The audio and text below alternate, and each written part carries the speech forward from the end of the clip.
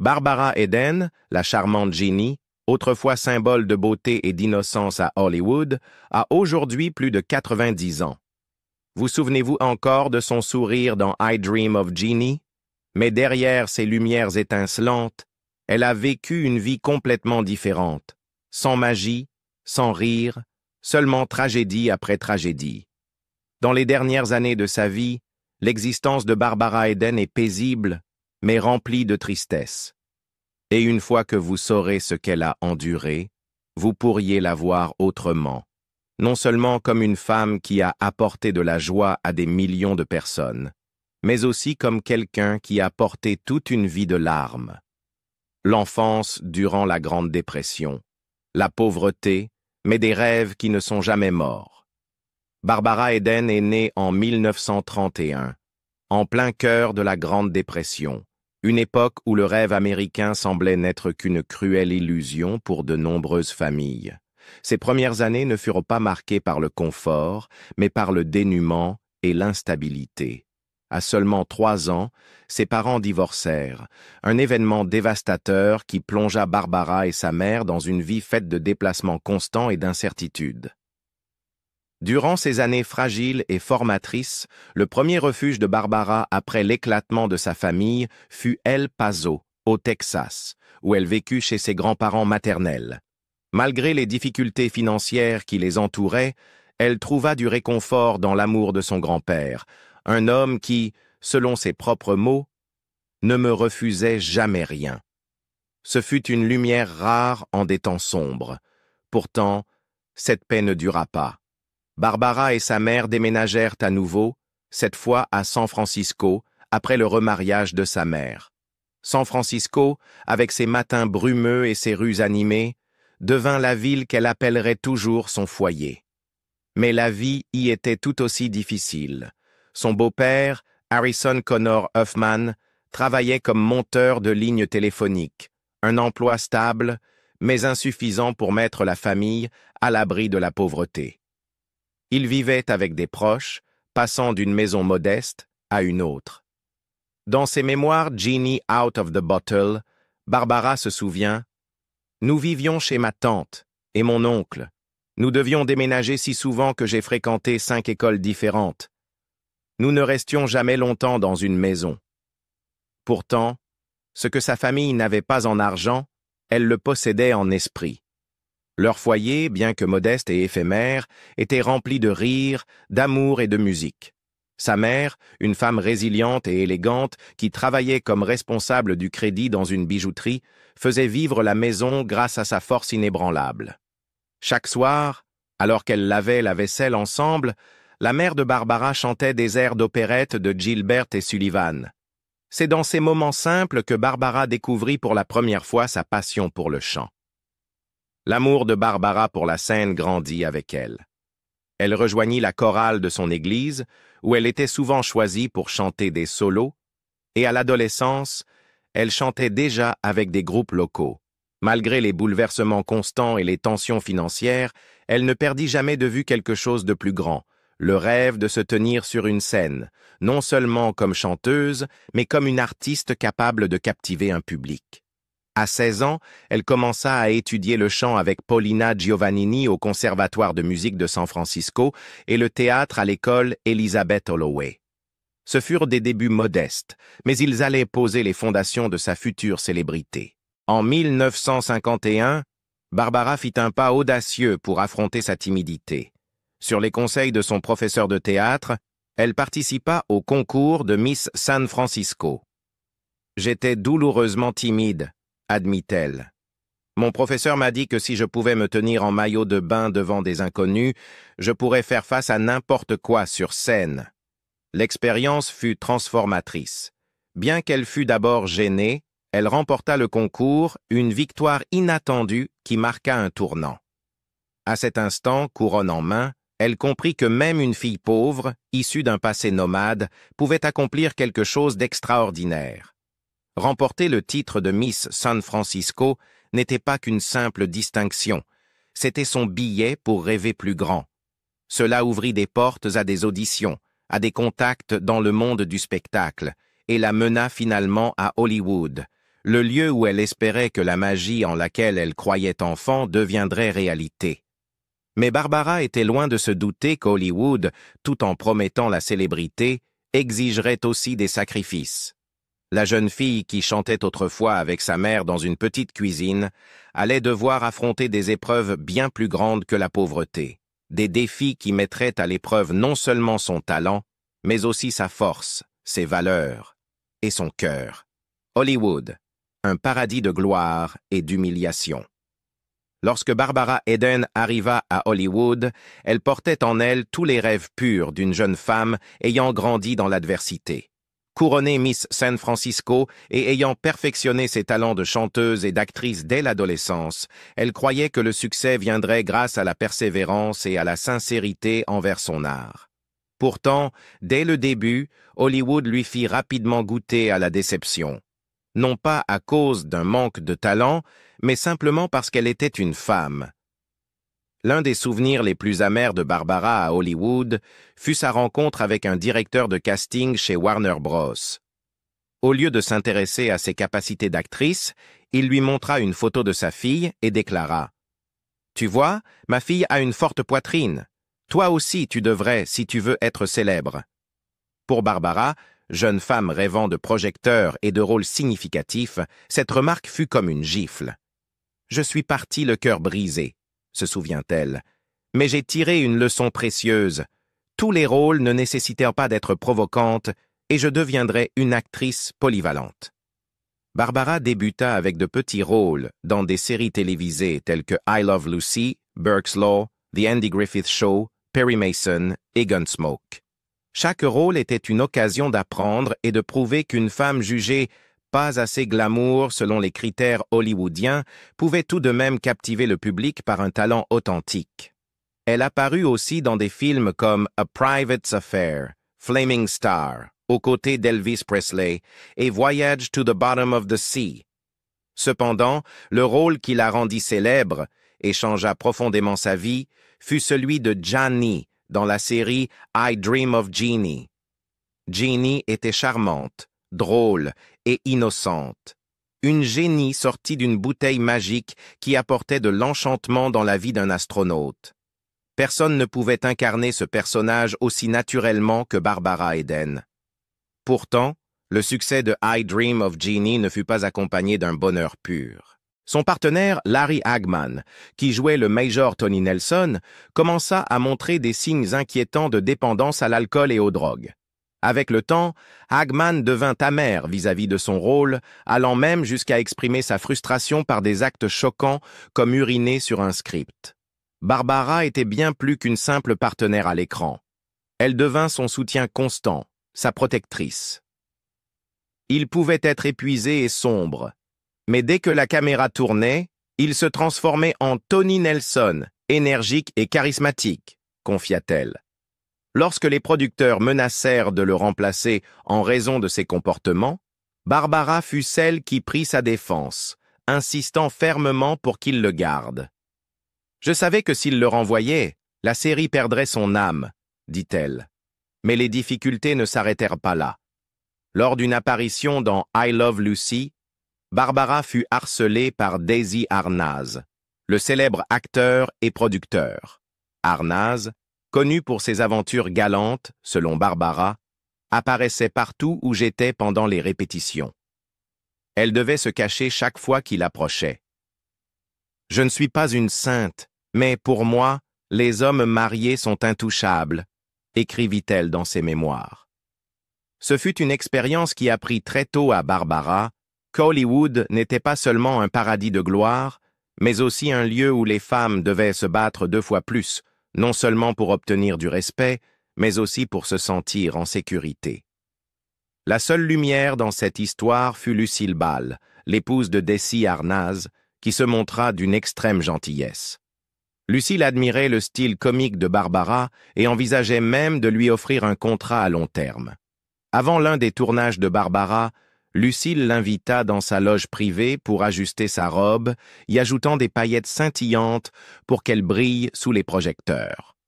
« Je ne sais pas combien de stars feraient cela de bon cœur pour une actrice invitée, » dit Barbara. « Mais Lucille l'a fait, Hollywood est un lieu où les rêves prennent vie. Mais pour Barbara Eden, c'était aussi un endroit où elle dut apprendre à rester forte, à préserver sa dignité et à survivre dans un monde où les projecteurs ne servaient là parfois qu'à masquer des réalités cruelles. Le mariage, les fêlures jamais guéries. Au sommet de sa carrière, grâce à son rôle emblématique de Janie dans I Dream of Jeannie, Barbara Eden épousa l'acteur Michael Ansara en 1958. Au départ, leur mariage semblait être le seul point lumineux offrant un havre de paix au milieu du tourbillon glamour d'Hollywood. Michael était calme, attentionné et soutenait constamment les choix professionnels de Barbara. Eden se considérait chanceuse d'avoir un mari si compréhensif et un foyer stable où revenir après des journées de tournage épuisantes.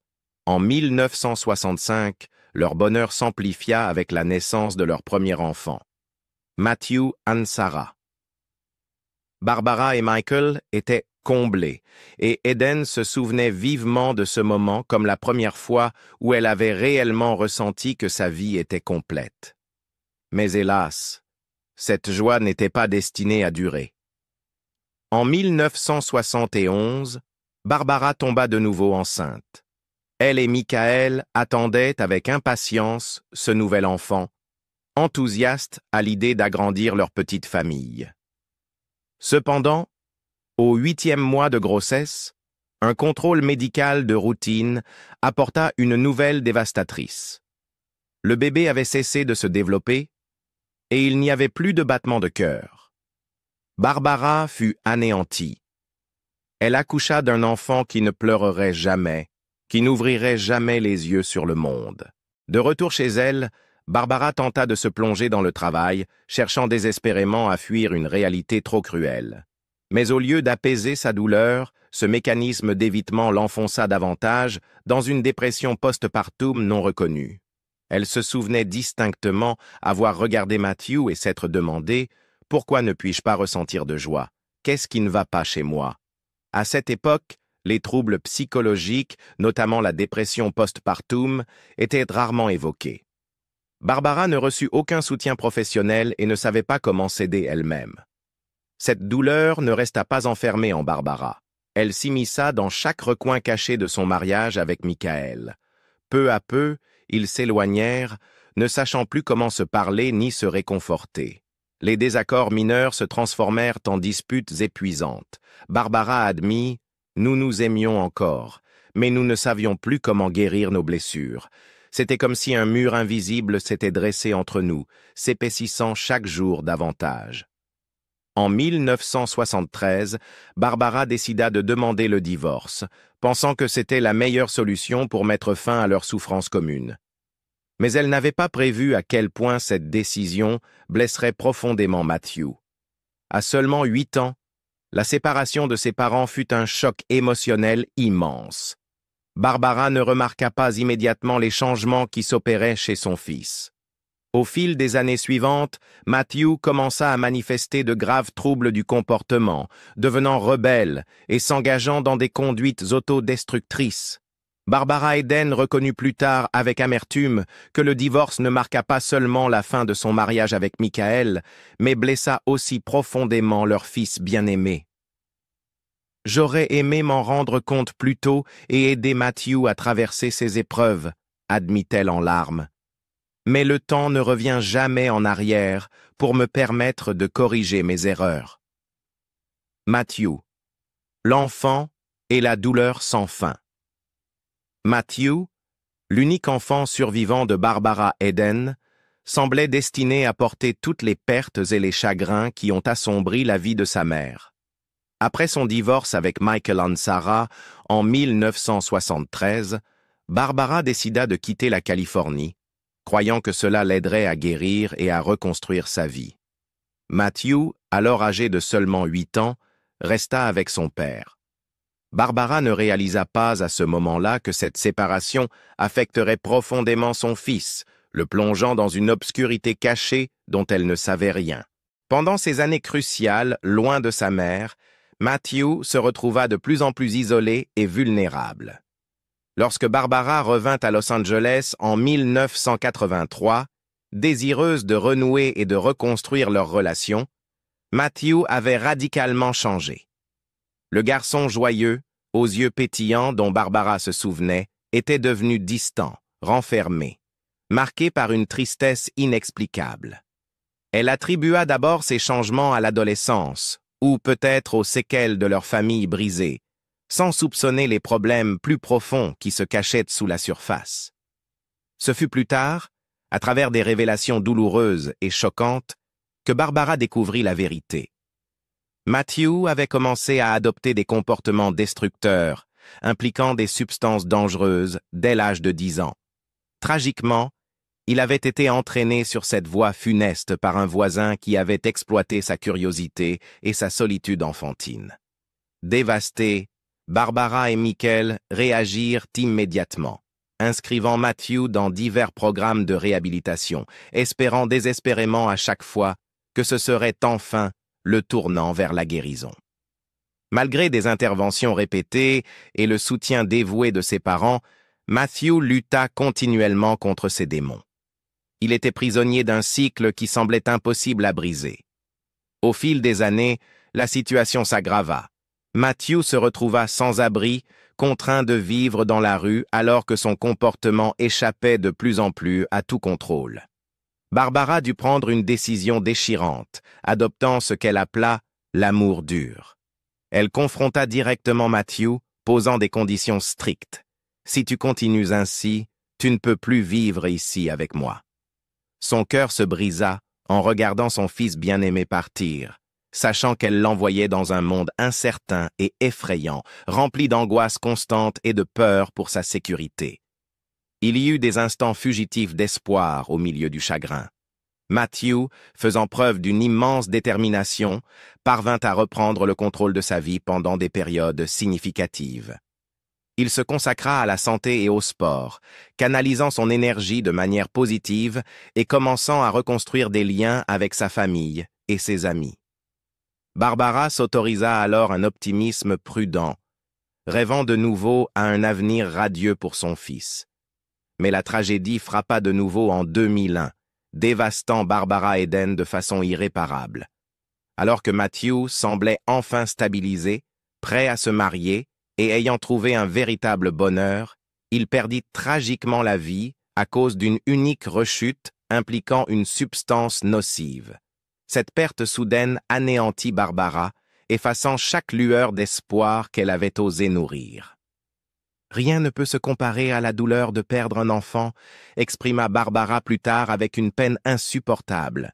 « Même s'il avait 35 ans, il restait mon enfant, mon bébé. » La vieillesse. Que reste-t-il? Barbara Eden, autrefois icône emblématique de beauté et de talent à Hollywood, vit aujourd'hui à 92 ans, dans la quiétude, entourée de tranquillité.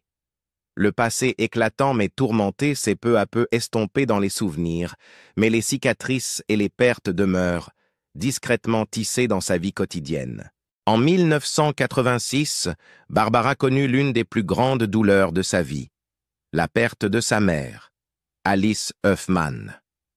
Alice était une femme forte et compatissante, qui inspira Barbara dès l'enfance, lui enseignant la résilience et la bonté. À l'insu de Barbara, Alice luttait silencieusement contre un cancer du poumon, dissimulant délibérément sa maladie pour épargner à sa fille l'angoisse et le chagrin. Ce n'est que lorsque sa santé se dégrada de façon dramatique que Barbara comprit qu'elle était sur le point de perdre son ancre émotionnelle la plus profonde. « Ma mère était incroyablement forte et m'a toujours appris à être résiliente. La perdre, ce fut comme perdre une partie de mon cœur », se souvient Barbara avec émotion. La vie sentimentale de Barbara, après son premier mariage avec Michael Ansara, traversa également des épreuves importantes. Son second mari, Chuck Fegert, semblait au départ offrir un nouvel espoir lorsqu'ils se marièrent en 1977. Cadre prospère dans la publicité, Chuck révéla rapidement une face sombre, marquée par l'alcoolisme et des comportements de plus en plus abusifs.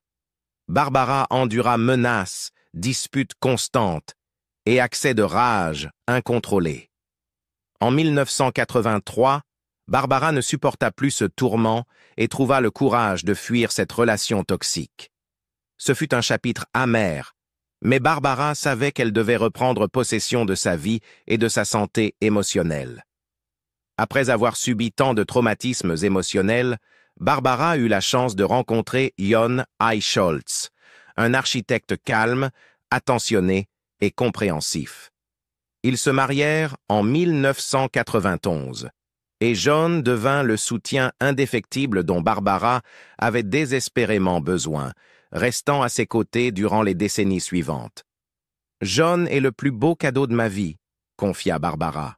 « Il ne m'aime pas seulement profondément, il a toujours fait preuve de patience et de compassion envers mes blessures passées. » Le soutien constant de Jon ramena peu à peu le bonheur dans la vie de Barbara, même s'il ne pouvait effacer totalement les douloureux souvenirs qu'elle portait.